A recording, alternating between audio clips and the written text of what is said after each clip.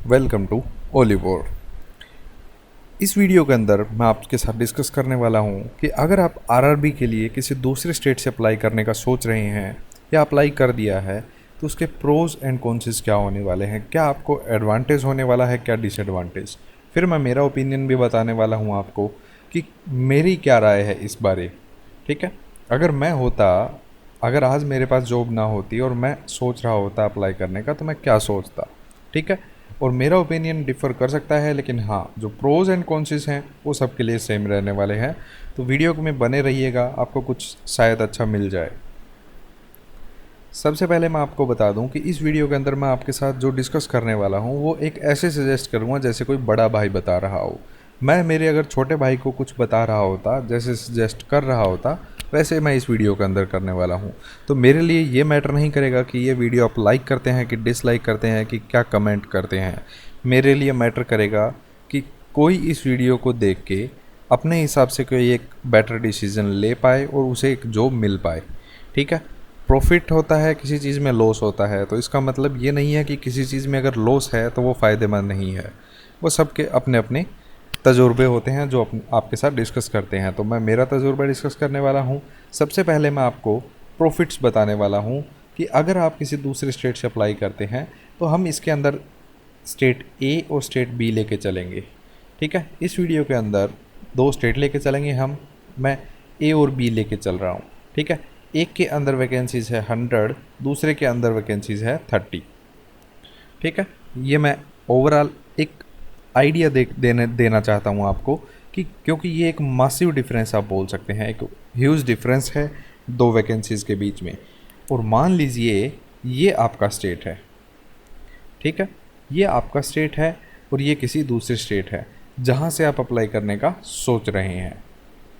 तो चलिए मैं स्टेट ए बी मतलब 100 सीट वाला और 30 सीट वाला स्टेट कह के इसको पुकारूंगा। सबसे पहले हम देखते हैं कि प्रॉफिट्स क्या क्या हैं। सबसे बड़ा प्रॉफिट क्या है कि जब आपके वैकेंसीज ज़्यादा होती हैं तो चांसेस ऑफ सिलेक्शंस ज़्यादा होते हैं। चांसेस ऑफ सिलेक्शन ज़्यादा होते हैं, रेयरली 1% ऐसे होता है कि जहाँ पे वैकेंसीज ज़्यादा होती है वहाँ पे कट ऑफ ज़्यादा चली जाए उससे, जहाँ पे वैकेंसीज कम है वहाँ से। ठीक है, ऐसा शायद ही होगा कि 100 वैकेंसी वाले की कट ऑफ तो जाएगी 75 और 30 वाले की चली जाएगी 70। नहीं, ऐसा नहीं होने वाला। 30 वाले की 75 और यहाँ 74 हो सकती है, ये जायज़ बात है। ठीक है, लेकिन यहाँ 70 अराउंड रहने वाली है, ये मैं बता रहा हूँ आपको।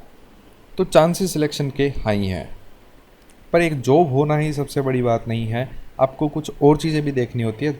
मैं चाहता हूँ कि आपको बाद में भी दिक्कत ना आए। ठीक है, दूसरा सबसे पहला प्रॉफिट क्या है कि चांसेस ऑफ सिलेक्शन ज़्यादा है।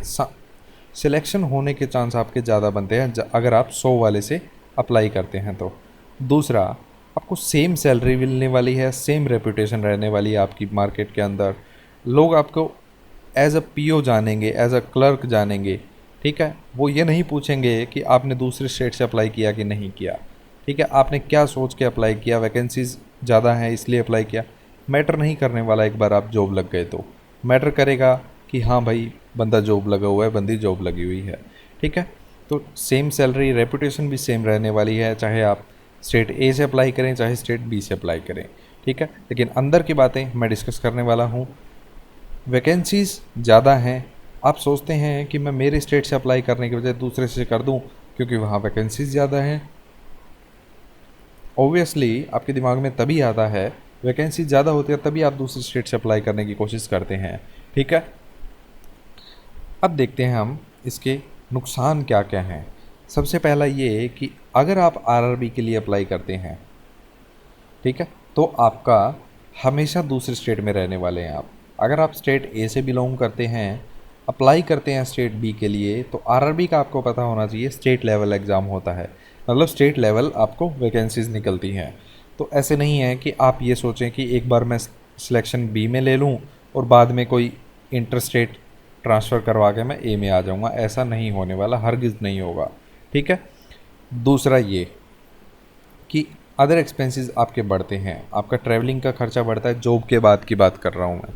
ठीक है, जॉब के बाद आपका ट्रैवलिंग का खर्चा बढ़ता है, आपको रहने खाने का प्रॉब्लम आती है शुरू में एक बार, ठीक है। फूड प्रॉब्लम होती है, मान लीजिए नॉर्थ वाला साउथ में भर रहा है, ठीक है, और साउथ वाला नॉर्थ में भर रहा है, तो वो खाने का थोड़ा सा डिफरेंस ज़रूर होता है। और जो मोस्ट इम्पोर्टेंट है, वो बड़ा जो नुकसान है दूसरे स्टेट से अप्लाई करने का, वो ये है कि आपको ट्रैवलिंग जो है एग्ज़ाम के लिए, आपको हालांकि पता ही नहीं है कि आपका ये एग्ज़ाम क्लियर होगा कि नहीं होगा, ठीक है, फिर भी आप दूसरे स्टेट में इतने किलोमीटर दूर चल कर जाते हैं, ठीक है। आपके पास ऑप्शन होता है कि अगर आप घर से मतलब अपने स्टेट से अप्लाई करते तो आप 40 to 50 या मैक्सिमम 100 किलोमीटर्स जाते, ठीक है। लेकिन आप किसी दूसरे स्टेट से अप्लाई करते हैं तो बाय एयर भी जाते हैं आप, कई बार बाय ट्रेन भी जाते हैं, तो मिनिमम आपका 300 से 500 किलोमीटर पड़ जाता है, ठीक है। और ये ज़्यादा भले ही हो, इससे कम तो नहीं होता जब आप दूसरे स्टेट से अप्लाई करने की सोचते हैं तो, ठीक है। तो नुकसान सबसे बड़ा क्या है कि आपको आरआरबी अपने स्टेट में रह के एग्ज़ाम देने की छूट नहीं देता, जैसे कि मेरा एसबीआई बैंक देता है, ठीक है। तो इसमें क्या है कि अगर आप आरआरबी स्टेट बी से अप्लाई कर रहे हैं तो आपको बी में ही जाके एग्ज़ाम देना पड़ेगा, चाहे आप स्टेट ए से बिलोंग करते हो, ठीक है। तो ये छूट नहीं है जैसे एसबीआई देता है आपको कि आप अगर स्टेट बी से अप्लाई करते हैं, कोई बात नहीं, आप वैकेंसीज बी के लिए अप्लाई कर दीजिए, आप एग्ज़ाम ए में बैठ के दे दीजिए, ठीक है। तो ये हर एक बैंक के अंदर इतना दम नहीं होता, हाँ एसबीआई के अंदर है तो वो ये कर पाता है। दूसरा ये कि सबसे पहले देखिए, ट्रैवलिंग आपके 300 से 500 किलोमीटर की, मान लीजिए एक बार दो बार आपका पेपर क्लियर नहीं होता, प्री क्लियर नहीं होता, तो मन में ये हो जाता है कि मेरा प्री क्लियर हो नहीं रहा, मैं हर बार इतना खर्चा कर करके जा रहा हूँ। तो ट्रैवलिंग एग्ज़ाम के लिए तभी मतलब एक बेनिफिशियल साबित होगी आपके लिए अगर आप दिल से मेहनत कर रहे हैं पेपर के लिए, ठीक है। एग्ज़ाम निकालने के लिए अगर आप पेपर देने जाएंगे ज़रूर निकलेगा, ऐसा कोई स्टूडेंट मैंने नहीं देखा जो एग्ज़ाम निकालने के लिए गया हो और निकला ना हो, ठीक है। वो खुद की अगर एक वहम आप पाल के बैठे हैं कि मेरा तो निकल जाएगा, और आप उतनी ईमानदारी से मेहनत नहीं करते जितनी करनी चाहिए, ठीक है, फिर तो वो वहम में ही बैठे रह जाएंगे। हाँ, अगर आप दिल से मेहनत करते हैं, आप अपनी स्ट्रेटजीज चेंज करते हैं टाइम टू टाइम, एक स्ट्रेटजी बना के कभी मत चलिएगा, अगर आप strategies time to time need के अकॉर्डिंग चेंज करते हैं कोई दिक्कत नहीं होगी आपको। दूसरी ये कि सिलेक्शन के बाद भी आपको कम से कम, नुकसान मैं बता रहा हूँ यहाँ पे, ठीक है, एक तो ये कि दूसरे स्टेट में रहेंगे, दूसरा फूड प्रॉब्लम्स आने वाली है आपको, तीसरा ये फूड प्रॉब्लम तभी आएगी जब नॉर्थ का बंदा साउथ में जाए, साउथ का नॉर्थ में, नॉर्थ का अगर नॉर्थ में रहता है, ठीक है, हरियाणा का यूपी में, यूपी का राजस्थान में, बिहार में, कोई दिक्कत नहीं आती, ठीक है। दूसरा ये कि अगर आपका सिलेक्शन हो जाता है तो भी आपको कम से कम 3 छुट्टी बल्क में चाहिए होंगी, ठीक है। और साल में रेयरली ऐसा होता है कि 3 छुट्टियाँ इकट्ठी आती हो, ठीक है, 2 आ जाती है, सेकंड फोर्थ सैटरडे बन जाता है। लेकिन आप क्या सोचेंगे कि मान लीजिए 3 छुट्टी आएगी तो पहले दिन ट्रैवल में निकलेगा, दूसरा दिन ट्रैवल में, तो एक दिन तो घर रुकें। अगर छुट्टी ही 2 है तो एक दिन ट्रैवल करके पहुँचे, दूसरे दिन ट्रैवल निकलना होगा आपको, तो एक छुट्टी तो आपको चाहिए ही चाहिए, वो 3 छुट्टी आपको बल्क में चाहिए होंगी, ऐसा रेयरली होता है, तो आपको अपनी छुट्टियाँ यूज़ करनी पड़ेंगी, ठीक है। अब मैं मेरा ओपिनियन बताता हूँ आपको। सबसे पहले मैं आपको बता दूँ, अगर आप कोई भी ओली बोर्ड के थ्रू आप परचेज़ करते हैं, एसबीआई का प्लान परचेज़ करते हैं, तो कोड मांगता है आपसे कूपन कोड, तो VSH60 लगाइएगा, आपको 60% ऑफ मिल जाएगा। चलिए मेरा ओपिनियन बताता हूँ कि एटलीस्ट आपके पास एक जॉब होगी अगर आप दूसरे स्टेट से अप्लाई करते हैं, क्योंकि चांसेस ऑफ सिलेक्शंस ज़्यादा हैं, ठीक है, तो फ्यूचर आपका सिक्योर हो जाएगा। दूसरा ये कि ट्रैवलिंग एग्ज़ाम के लिए टफ़ नहीं होगी अगर आप उसको क्रैक करने के लिए गए हैं, तो मैंने देखा है 500 से 600 700 किलोमीटर दूर जाके लोग पेपर देने जाते हैं और पेपर क्लियर करके आते हैं, ठीक है। एक लड़की है मेरी फ्रेंड, उसने भी दूसरे स्टेट में जाके एग्ज़ाम क्लियर किया है, क्योंकि उसको पता है आज के टाइम में जॉब होना सबसे इम्पोर्टेंट चीज़ है, ठीक है। अगर आज का सिनेरियो देखें आप, और एक बात दिमाग से निकाल दीजिए कि आरआरबी प्राइवेटाइज होने वाला है, ऐसा कुछ नहीं होगा, मैं आपको बता रहा हूँ, ठीक है। दूसरा ये कि फैमिली कंडीशंस बेटर हो जाएंगी, अगर आप अभी एक्स हैं तो एक्स प्लस ही कुछ होंगे, ठीक है, कम नहीं होने वाला कुछ आपका। और इस सिनेरियो के अंदर आप, अगर आपके पास एक जॉब है, फ्यूचर आपका सिक्योर है, और क्या चाहिए।